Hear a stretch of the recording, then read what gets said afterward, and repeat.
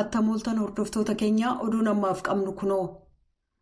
Ibsi waajjira muummicha ministeeraa Itiyoophiyaa Abiy Ahmed biraa ba'e waggoottan lamaan darban hawaasa keenya kan addunyaa keessa waldeggeessa jiru mul'inatti agarsiisaniiru jedha.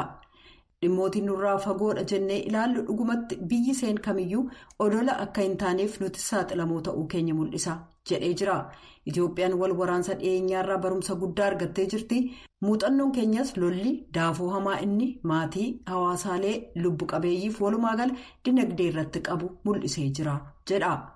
Muummichi ministeeraa Abiy ibsa kanaan waraanni dhiyeenyaa lammiiwwan Itiyoophiyaaf yaadannoo dhiyoo kan mootummaan kiyya gareelee sana keessatti hirmaatan of eeggannoo guddaa akka godhaniif haala miira nama kakaasurraa akka of qusatan kan inni waamicha dabarsuuf. Itiyoophiyaan haala Awurooppaa keessaa of eeggannoodhaan hordofaa innaa jirtu kanatti gareeleen martinuu rakkoo Yuukireen keessaa ilaalchisee akka of qusatan gaafanna. Haala hammaataa adeeme kan dhimma jiru daran tuqatu ilaalchisee yaaddoo qabnu ibsuudhaan qaamotiin martinuu wal hubannaarra ga'uuf mala hedduu akka barbaadan gaafannaa jedha ibsi waajjira muummicha ministeeraa Abiy Ahmed biraa ba'e kun. Dippiloomaasiin milkaa'uu dhabuun utuu malli walii galteenuu harka jiru lubbuun miliyoonaan lakkaa'amu buqqa'uuf rifaatuunsaa naannoo addunyaatti akka dhaga'amu gochuun qabu. Qaamotiin dhimmi ilaalu martinuu haala amma mul'atu caalaa filmaata karaa nagaa akka barbaadan Itiyoophiyaan hawwa onneerraa maddee ni ibsitii jedha ibsi waajjira muummicha ministeeraa Abiy Ahmed biraa ba'e. Pireezidaantiin gumii mirga namoomaa Ambaasaadder Federiikoo Vileegaas lammiin Gaambiyaa Faatuu Bensuudaa, lammiin Keeniyaa Kaarii Beetii Murungiif lammiin Ameerikaa Stiiven Raatner miseensa Komishiina mirga namaa sadarkaa addunyaa sadan kan dhimma Itiyoophiyaa hordofu ta'anii akka tajaajilaniif muuduu isaanii beeksisaniiru. Miss Bensuudaan Komishiina nama 3 qabu kanaaf dura teessuu ta'uudhaan tajaajilu. Murtii muddee 17 bara 2021 kan S33 muraa tokko ba'een walga'ii addaa geggeeffameen gumiin mirga namaa sun kan pireezidaantii gumii mirga namaan muudamu Komishiina mirga namaa sadarkaa addunyaa hundeessuuf akkasumas himannaa hokkaraaf dararaa mirga namaa seera namoomaaf baqattoota Itiyoophiyaa keessatti erga sadaasa 3 bara 2020 qabee qaamotii walitti bu'iinsa sana keessatti hirmaatan maraan raawwatame ilaalchisee qorannaa walabaa akka geggeessuuf murteesse.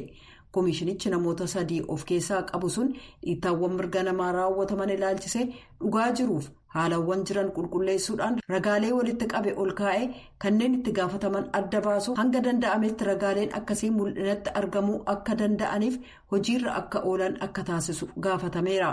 Murtiidhuma kana jalatti miseensota 47 qaamni qabu komishinichi gabaasaalee waajjira komishinara mirga namaa olaanaaf kan komishina mirga namoomaa Itiyoophiyaa cimsuuf jecha itti gaafatamummaaf araarri akka jiraatu deggeruuf mootummaa Itiyoophiyaaf deeggarsa teeknikaa ilaalchisee yaada gorsaa akka dhiyeessullee ajajee jira. Miseensonni paarlaamaa Sudaan Kibbaa keessa jiran haalli mana maree sana keessaa danqaa uumuusaa dubbatan.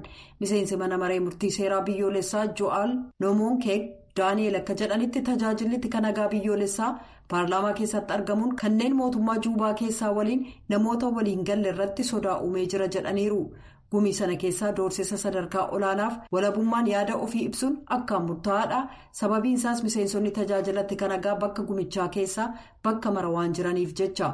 Onkoloolessa 22 Daani'eeliif miseensonni sochii walabummaa uummata Sudaan tuuta oduuf ibsa kennuuf waamanis aangawoota nagaa eegumsaan addaan citee jira. VOA dabalatee sabaa himaalee adda addaaf kanneen hojjetan gaazexeessota 8 meeshaa isaan ittiin waraaban harkaa fudhachuudhaan to'annaa jala oolchaniiru. Kan hordofaa jirtan sagalee Ameerikaati. Dhaabbati sabaa himaa Mooskoo to'atu roobii kaleessaa caasaa oduu Raashaa kan VOA kan uguru ta'uu dhaadatee jira. Qaamni federaalaa olaanaa Raashaa kan sabaa himaa to'atu kan Roskomnadzor jedhamu yaadachiisa VOA'f ergeen caasaan afaan Raashaa kan VOA Mooskoon seeraan ala jechuun ka gabaase akka haqu ta'uu baannaan sa'aatilee 24 gidduutti ni uguramaa jedhee jira. Daayirektarittiin raadiyoo sagalee Ameerikaa kan yeroo Yolaandaa Loopeez akka jedhanitti caasaan oduu kun ajaja dhaabbata sabaa himaa to'atu sanaa quba qaba garuu ittiin waliin galu jedhan. Gaazexeessummaa sirriif amanamummaa akkasiitu dhaggeeffatoonni keenya Raashaa keessaa VOA akka hordofaniif sababaa ta'ee jedhan. odeeffannoo walabaa gidduu seenuuf yaaliin ta'u kamiyyuu yaaddessaa ta'ee arginee jirra. Kanaaf ajaji akkasii safuu hawaasaalee dimokiraatawaa waliin kallattiidhaan faallaadha jechuudhaan Loopeez ibsa kennaniin beeksisaniiru.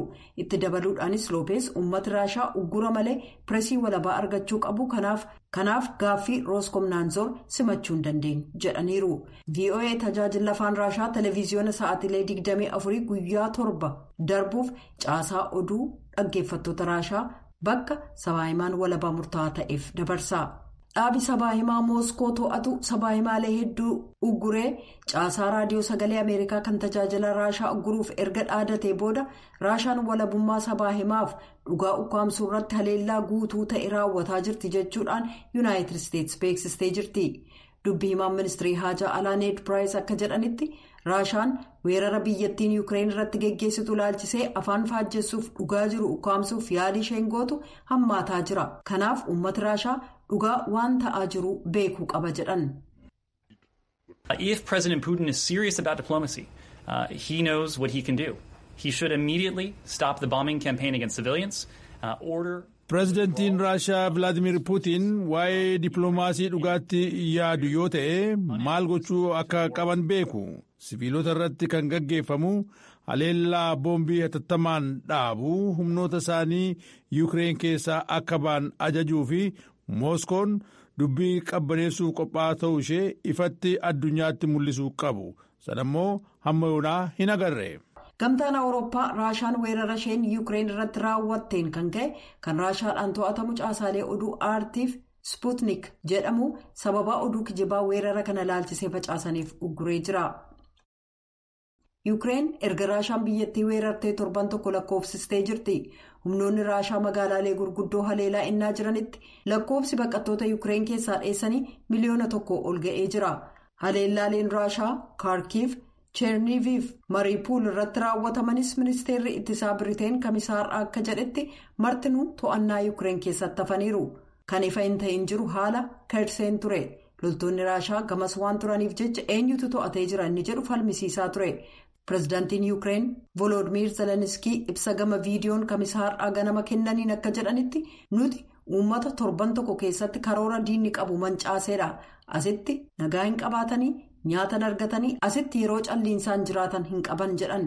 Ministeerri ittisaa Yuukireen Oleeksii Rezinkoof weerarri sun utuu mudatiin dura Raashaan hatattamaan Yuukireeniin qabatti tilmaama jedhu tuquudhaan fuula feesbuukii irratti innaa barreessan Raashaas haa ta'u warreen gama dhiyaa torban tokkoofillee waan turru ittiin fakkaanne rakkoon fuula duratti haa jiraatu iyyuu malee Yuukireen ofitti amantaa qabaachuuf sababa gahaa qabdi jedhaniiru. Oduun galgala kanaaf qabnu kanuma.